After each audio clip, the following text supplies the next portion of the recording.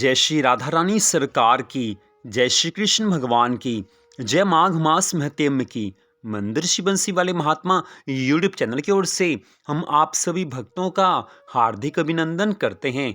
आज हम आपको माघ मास महत्म के अध्याय 23 की कथा सुनाने जा रहे हैं, जो कि इस प्रकार है।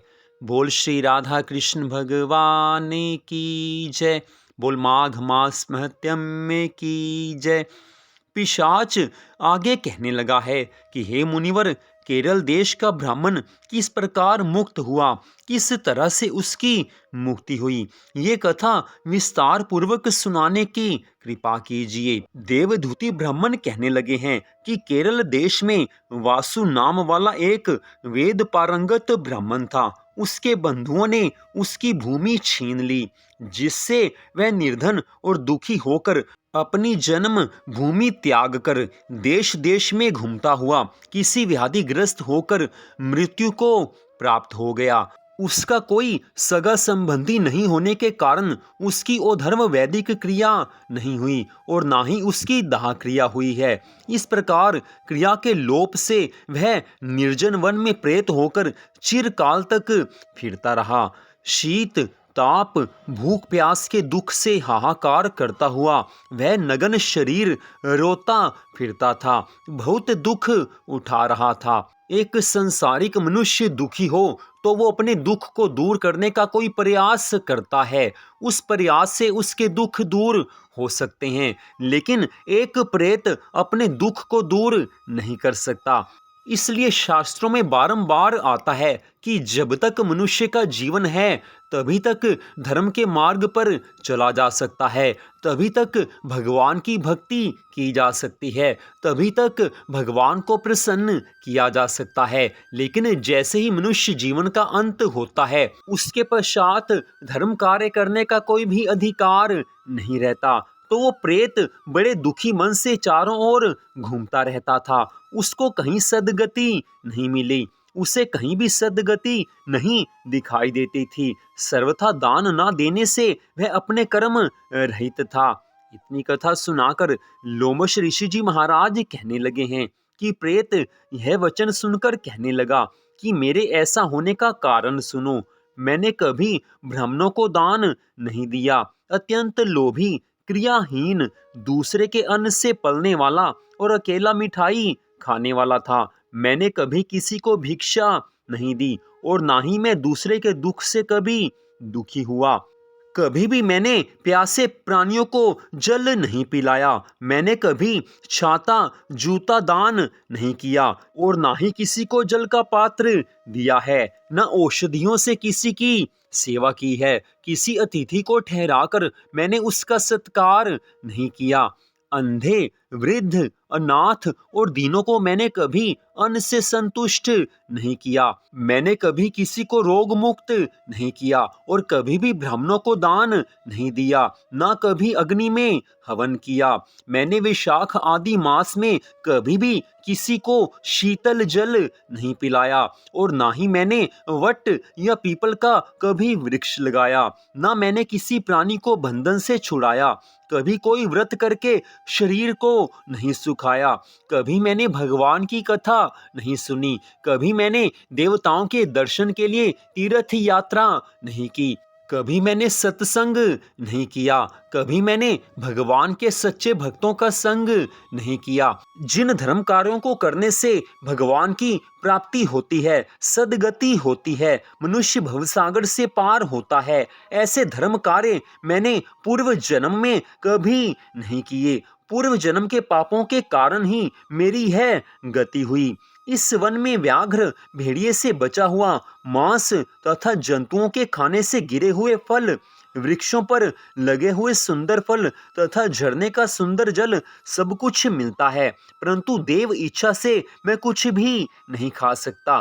सर्प की तरह केवल उपावन भक्षण करके जीवन व्यतीत करता हूँ। बल, बुद्धि, मंत्र, पुरुषार्थ से मनुष्य अलभ्य वस्तुओं को प्राप्त नहीं करता। लाभ, हानि, सुख दुख, विवाह, मृत्यु, जीवन, भोग, रोग तथा वियोग, ये सब केवल भाग्य के कारण ही होता है। मनुष्य ने अपने पूर्व जन्म में जो कर्म किए हैं उसका फल तो उसको अवश्य मिलता ही है। मैंने अपने पूर्व जन्म में जो पाप कर्म किए हैं उसका फल मुझे भोगना पड़ रहा है। मनुष्य अगर अपने जीवन में धर्म के मार्ग पर चलता है तो उसे कभी भी दुख नहीं उठाने पड़ते। कुरूप, मूर्ख, कुकर्मों से निंदित मनुष्य तथा पराक्रम से हीन मनुष्य भी भाग्य से ही राज्य भोगते हैं। बिना किसी योग्यता के अगर किसी को राज्य का अधिकार मिल जाए तो इसका कारण केवल मात्र यही है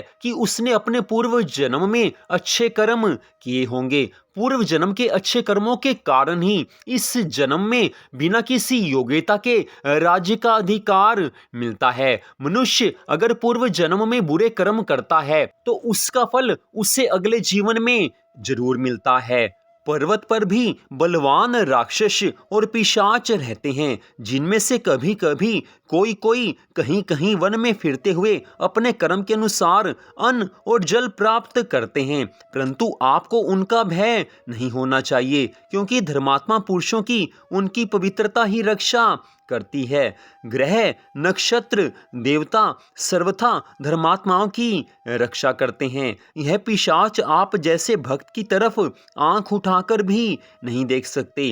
जो श्री नारायण भगवान का भक्त होता है, जो श्री नारायण भगवान की सदा भक्ति करता है, उसको कोई भी भूत, प्रेत, पिशाच, गंधर्व, काकिन, शाकिनी, ग्रह कभी कोई दुख नहीं दे सकते हैं। जो भगवान का भक्त होता है, भगवान उसकी हर क्षण रक्षा करते हैं। भगवान की भक्ति करने वाले को कभी कोई भी भय नहीं रहता है। जिसकी जीवा पर सदा गोविंद भगवान का नाम है, जिसके हृदय में सदा ठाकुर जी की याद है, जिसके मन मंदिर में भगवान जी की मूर्ति हर पल समाई हुई है, जो हर क्षण भगवान के चरणों में अपने मन को लगाकर रखता है, जो अपनी सामर्थ्य के अनुसार दान पुण्य के कार्य करता है, जो पवित्र है, जो प्रतिदिन तुलसी जी का पूजन करता है, जो भगवान की कथा सुनता है, जो भगवान के चरणों का आश्रय लेकर रहता है,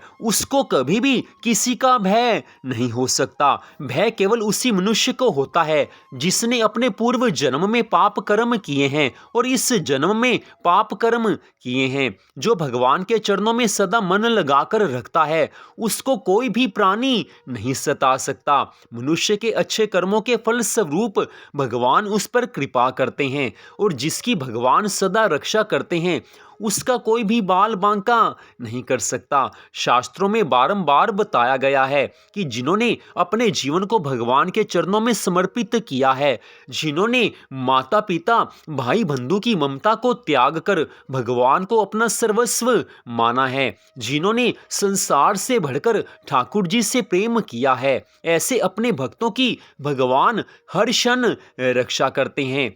ऐसे भक्तों के सभी सांसारिक कार्य भी भगवान की कृपा से पूर्ण हो जाते हैं। भगवान जिस पर एक बार भी कृपा कर देते हैं वो मनुष्य अवश्य ही भवसागर से पार हो जाता है। मनुष्य एक बार भी अगर सच्चे मन से भगवान को अपना स्वामी मान लेता है, एक बार भी जो श्री राधा कृष्ण भगवान जी की चरणों की शरण में चला जाता है, फिर उसके लिए संसार में कोई भी भय नहीं रहता। भगवान उसको सदा के लिए अभय कर देते हैं। जो भगवान के चरणों में मन को लगाकर रखते हैं उन्हें संसार का कोई भी दुख नहीं सता सकता। संसार के दुख उनके मन के ऊपर कोई असर नहीं कर सकते।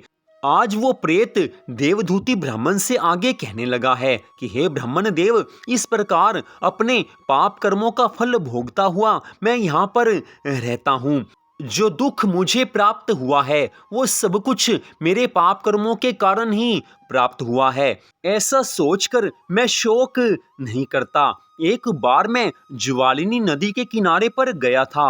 वहां पर घूमते हुए मैंने सारस के वचनों को सुना था। तो यहीं पर माघ मास महत्यम के अध्याय 23 की कथा का विश्राम होता है। इस कथा में स्पष्ट बताया गया है कि जो मनुष्य भगवान के चरणों का सहारा लेकर रखते हैं, आज के इस कलयुग में भी जो हर क्षण भगवान को याद रखते हैं, जो सच्चे हृदय से भगवान की भक्ति करते हैं, जिनके मन में किसी तरह का दिखावा नहीं है, जो सच्चे प्रेम की भावना से भगवान की आराधना करते हैं, ऐसे अपने भक्तों की भगवान हर क्षण रक्षा करते हैं। और जब भगवान रक्षा करने वाले हैं तो भय तो किसी चीज का हो ही नहीं सकता। फिर भी अगर भक्त के मन में कुछ भय आ जाए तो भगवान को याद करते हुए प्रतिपल ये विश्वास बनाकर रखना चाहिए कि भगवान मेरे साथ हैं। सर्वांतरयामी, सबके स्वामी भगवान का जब मेरे सिर पर हाथ है तो मेरा कोई कुछ क्या बिगाड़ सकता है, ये विश्वास बनाकर रखना चाहिए। और यहाँ पर बात आ सकती है कि आज के इस कलयुग में भगवान पर विश्वास कैसे हो सकता है। तो भगवान पर विश्वास करने का केवल एकमात्र साधन है भगवान की कथा और भगवान की शरणागति। भगवान की शरण में जाकर भगवान के नामों का जाप करते रहिए और भगवान की कथाएं सुनिए। सच्ची श्रद्धा भावना से आप भगवान की कथा को सुने या आप पढ़ें तो अपने आप भगवान की कृपा मिलती है। और जब भगवान की कृपा मिल जाती है तो उस क्षण मनुष्य का भगवान के ऊपर पूर्ण विश्वास हो जाता है। और भगवान पर विश्वास होते ही मनुष्य का जीवन सफल हो जाता है। तो आज की इस कथा को सुनने के लिए आप सबका हार्दिक धन्यवाद। भगवान श्री राधा कृष्ण जी की माघ मास महत्म की अनंत कृपा सदा आप सब पर, आपके परिवार पर बनी रहे, इसी मंगल कामना के साथ जय श्री राधा रानी सरकार की, जय श्री कृष्ण भगवान की, जय माघ मास महत्म की। जय जय श्री राधे, जय जय श्री राधे, जय जय श्री राधे श्याम।